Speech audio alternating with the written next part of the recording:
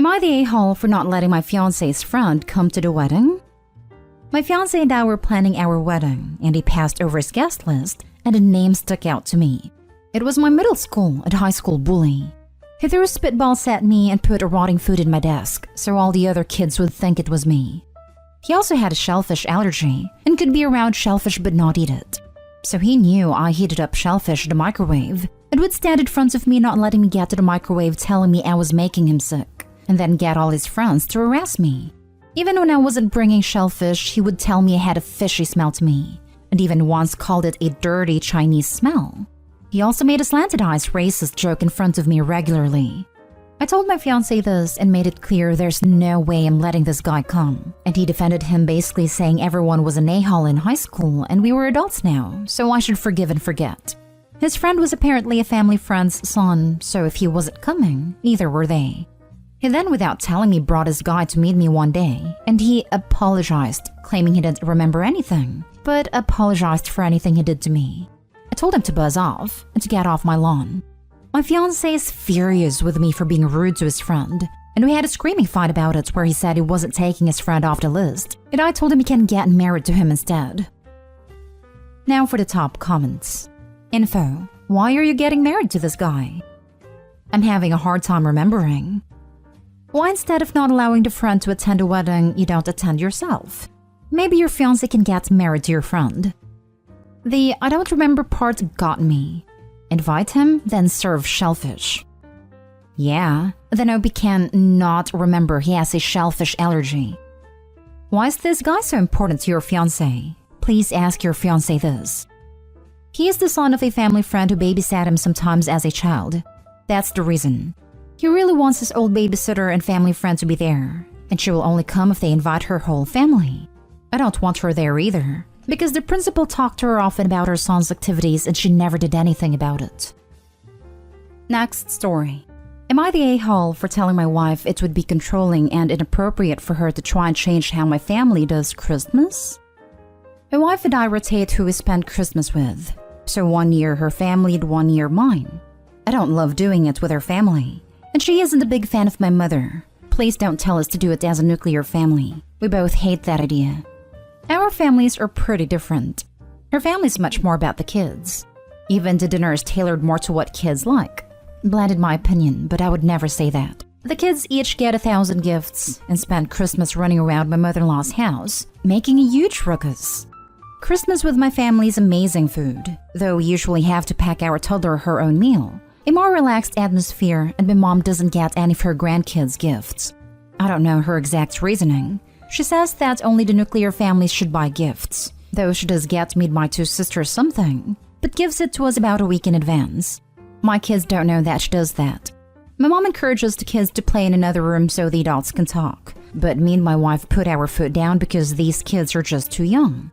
To be clear, we exchanged gifts at home before going, but my wife just finds it really weird that no one in the family buys for other people's kids. It has nothing to do with my mom being frugal or anti-materialism. My mom and stepdad go all out for each other. Anyway, it is our year to do Christmas with my side, and my wife came to me and proposed suggesting to the family that we only buy for kids and make Christmas more kid-friendly. I told her she really has no right to tell my mom how to spend her money, and that would not go over well with my very child-free sister. Their sister has kids as well. She said she feels that Christmas is supposed to be this magical time for the kids, and my mom and stepdad and child-free sister and brother-in-law have their anniversaries, birthdays, and Valentines to spoil each other. She said she just really hates how much Christmas is about the adults in my family, and it makes her sad. I said her points are totally valid, but it would be controlling and inappropriate to try and change how my family's always done things, and she would definitely offend my mom. She said I'm putting my mom's feelings ahead of hers and she just wants to bring it up, and she doesn't like that I used the word controlling. I am definitely a bigger fan of your wife's idea of how Christmas should be spent than your family's, but house traditions are house traditions. It just sounds boring as hell for those kids, and they'll always be comparing the fun side of the family to the boring old side, but they aren't being mistreated or anything. Not an a-hole for doing things different, though I'm not inclined to call your wife an a-hole for making the suggestion. If she made it a demand, then she'd be an a-hole. Agree, it's a no a-hole situation. The wife is a member of the family now and has the right to offer ideas and suggestions.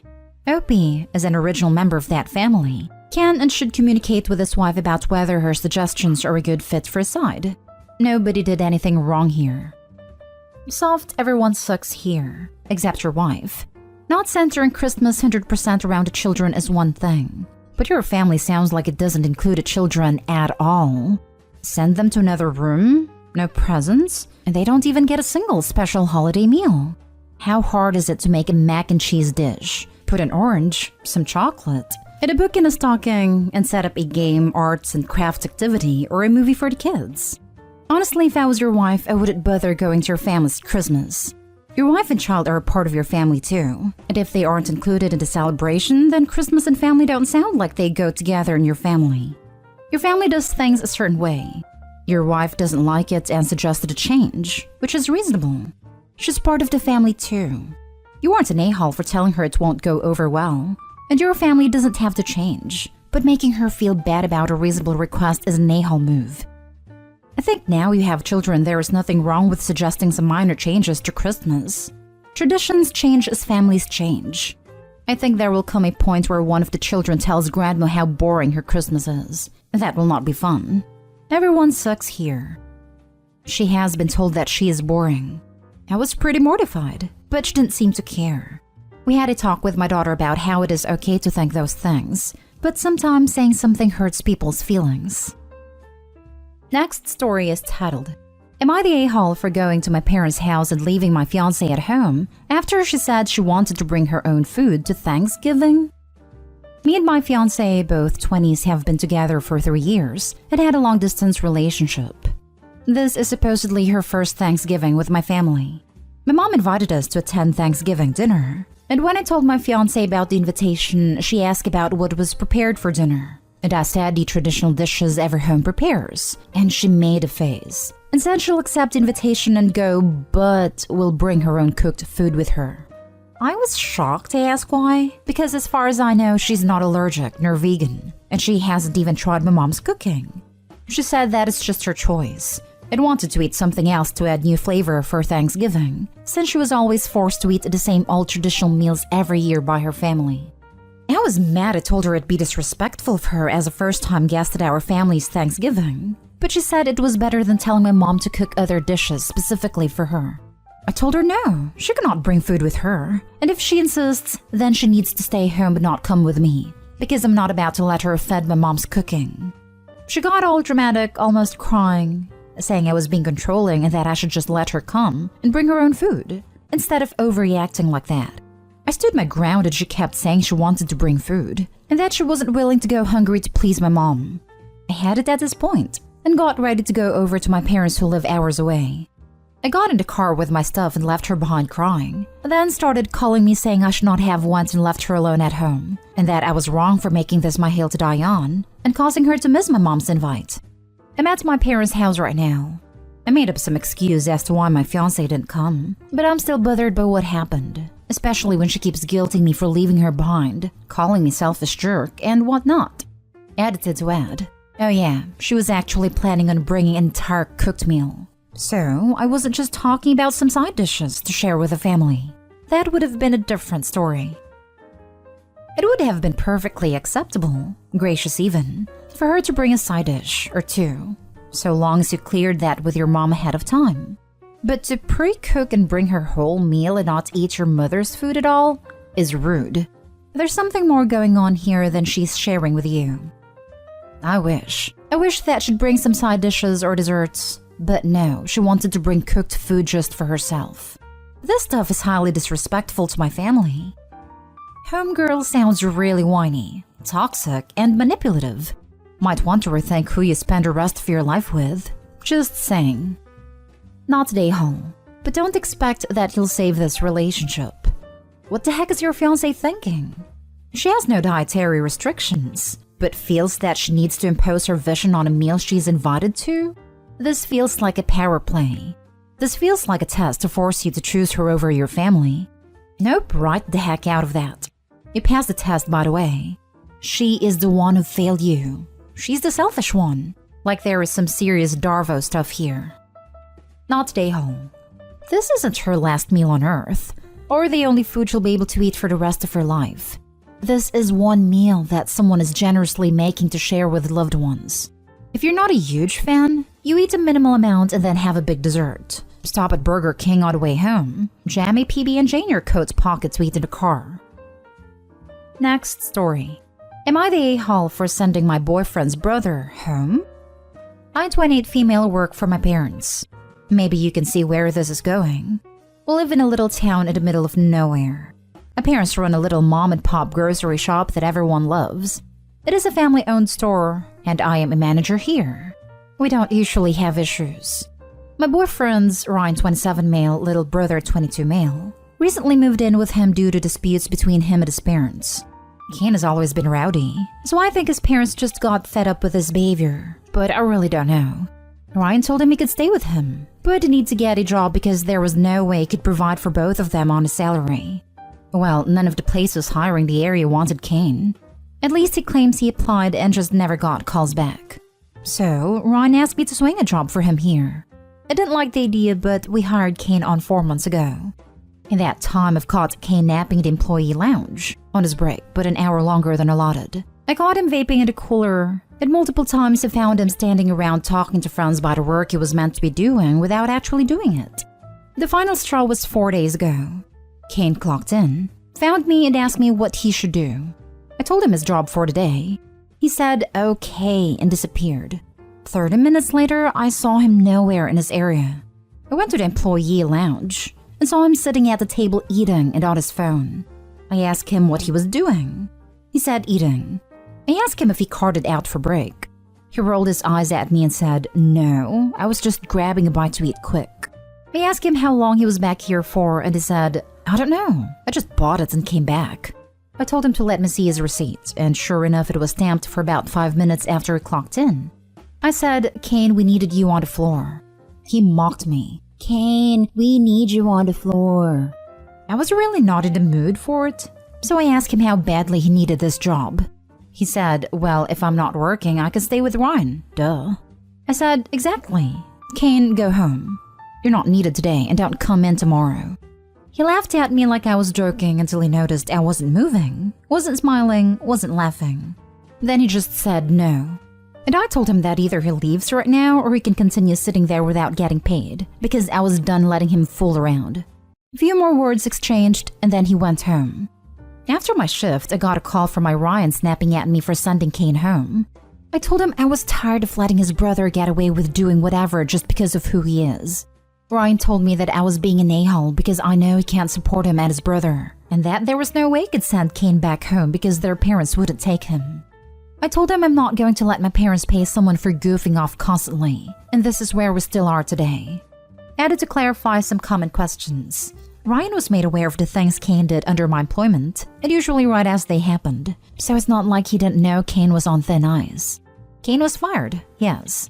Kane was reprimanded / talked to every time I caught him doing something he shouldn't have been doing. Now for the comments. Not the a-hole. Maybe Kane will have a nice encouraging pep talk with his brother tonight. You absolutely did nothing wrong here.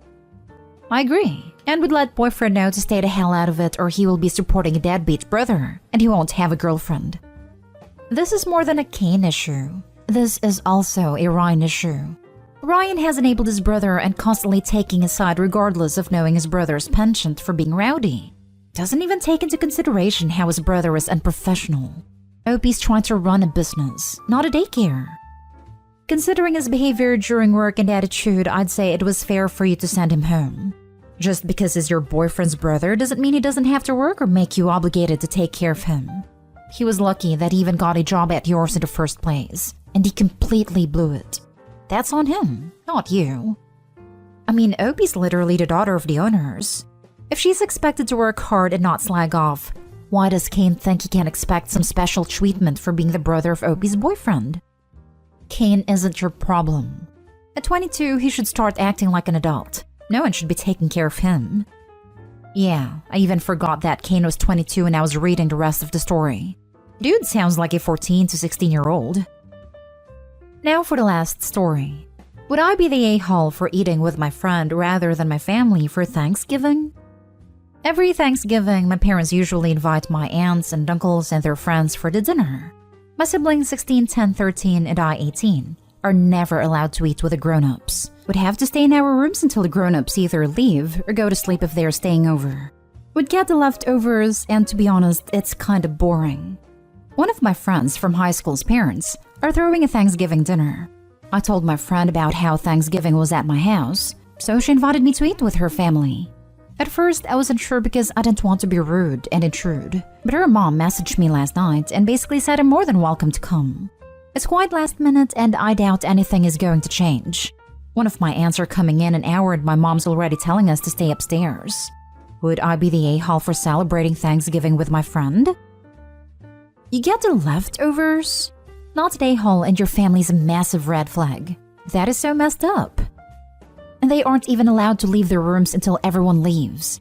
Not celebrating Thanksgiving would be an improvement for these kids. What? Not an a-hole. In any way, shape, or form. I'm not American, so we obviously don't celebrate Thanksgiving here. But from what I know about Thanksgiving, your family gathers to enjoy each other's company and catch up with family you maybe don't see that often. If your parents effectively tell you you're not allowed to participate at all and have to starve in your room until the grown-ups have eaten and gone to bed, it sounds to me you'd be better off going somewhere you were actually more than welcome. I could see how your parents would be upset with you going somewhere else for Thanksgiving, but to be honest, they brought this on themselves. But if you don't mind me asking, is there any particular reason why the children aren't allowed to join the celebration? I just feel we're missing some background here. And if you don't want to get into it, don't feel compelled to answer. Not gonna lie, the two younger ones are pretty loud, so my mom wants me to watch them. I guess the 13-year-old has to watch as well. That's my guess.